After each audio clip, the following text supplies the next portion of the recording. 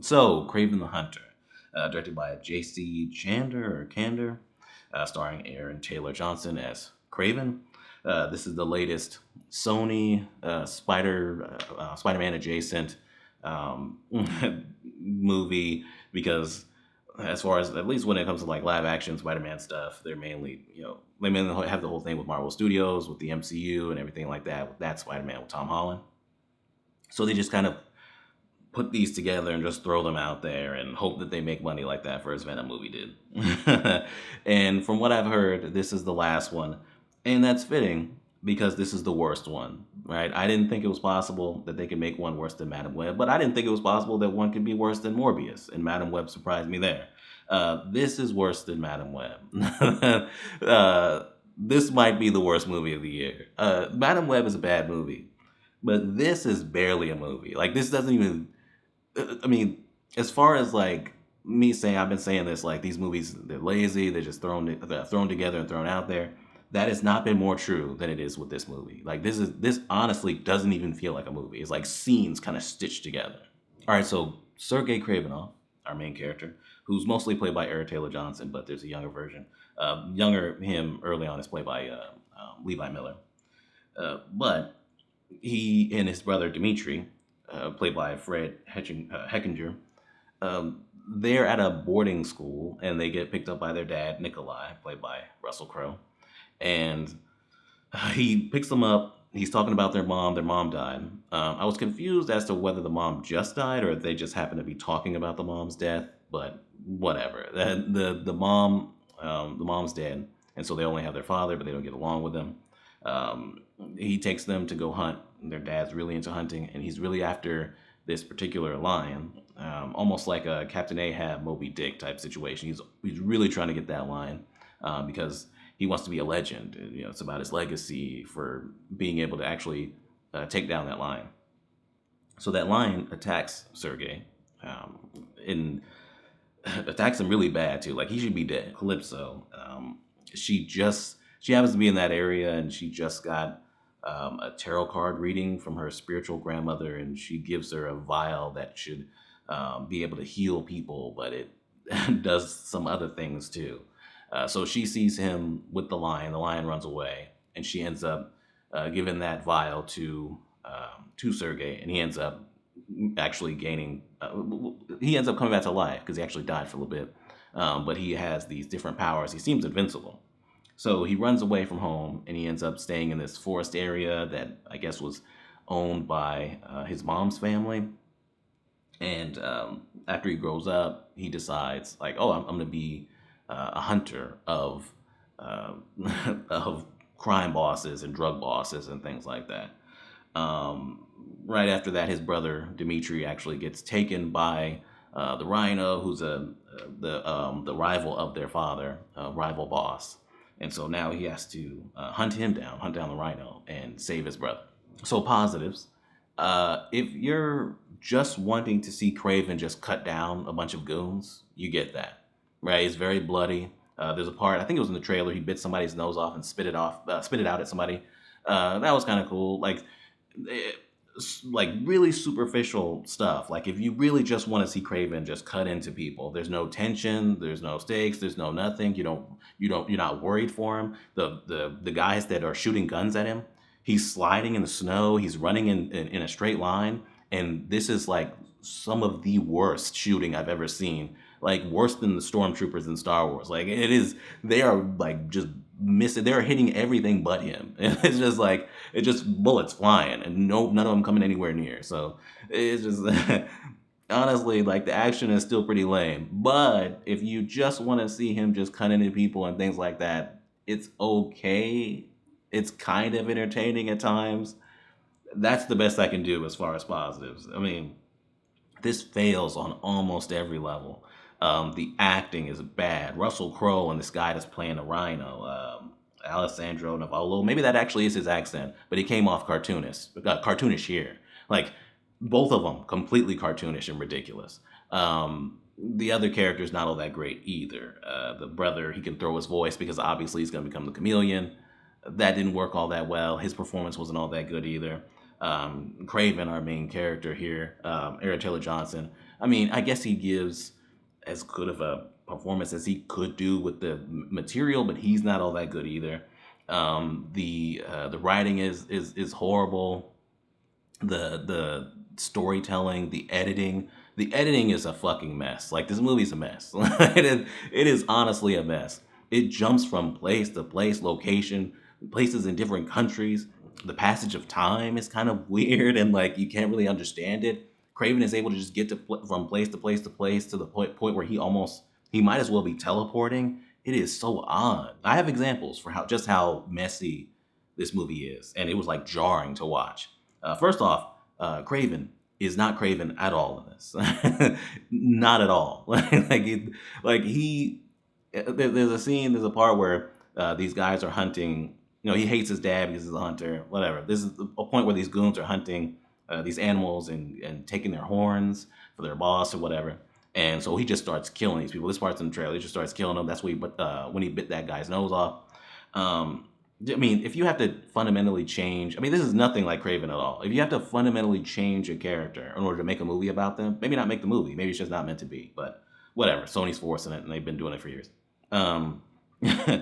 He gets, he gets upset. He kills these people, and somehow, I mean, it's already lazy as fuck that he has a pilot that takes him around that has no character, no development, how he met that character. He's just been living in like this forest area for all this time. How does he have all these resources? How does he know that pilot? And how is that pilot able to just stop everything and just come get him and bring him to all these different places and immediately?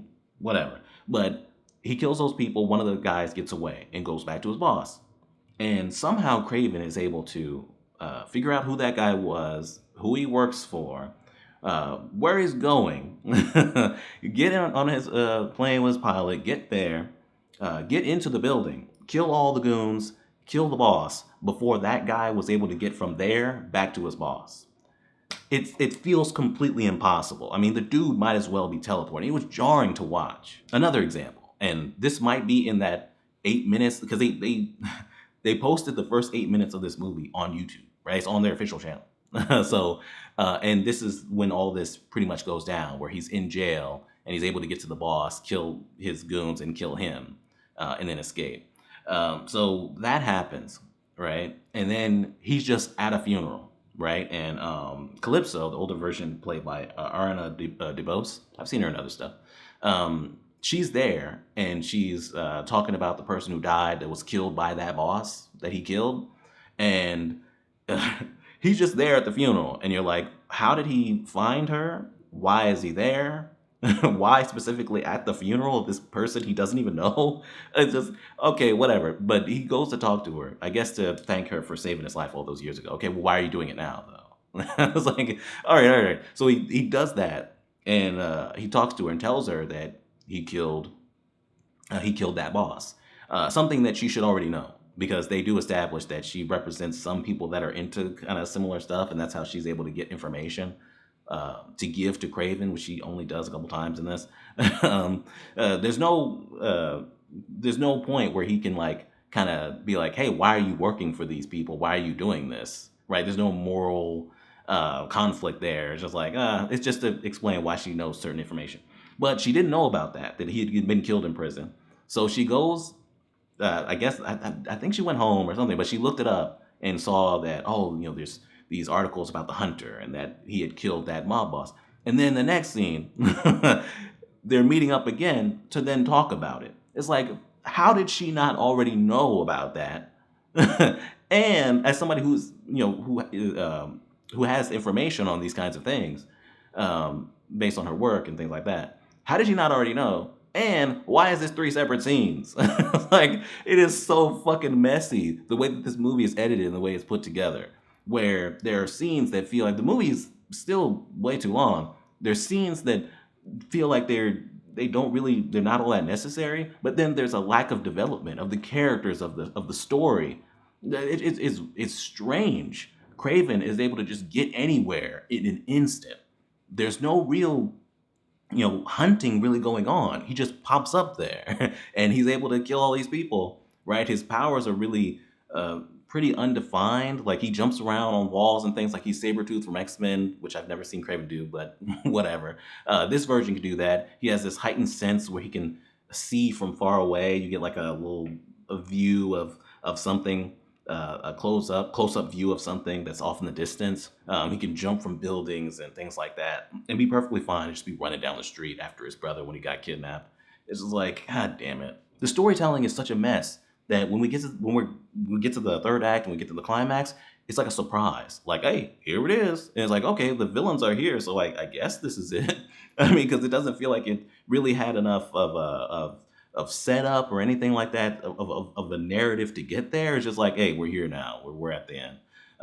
But you know, you have this guy that can count and he stops time, really overpowered and not explained how he's able to do that, or this character's not really developed at all, and it's just so that we can have another character that's other than Rhino that can actually be a threat to Kraven. But then we get to Rhino, and they've been saving things about Rhino. Like Rhino has this condition that they don't really say what it is or whatever, but he was able to meet a scientist to get his powers. Two Spider-Man villains in this.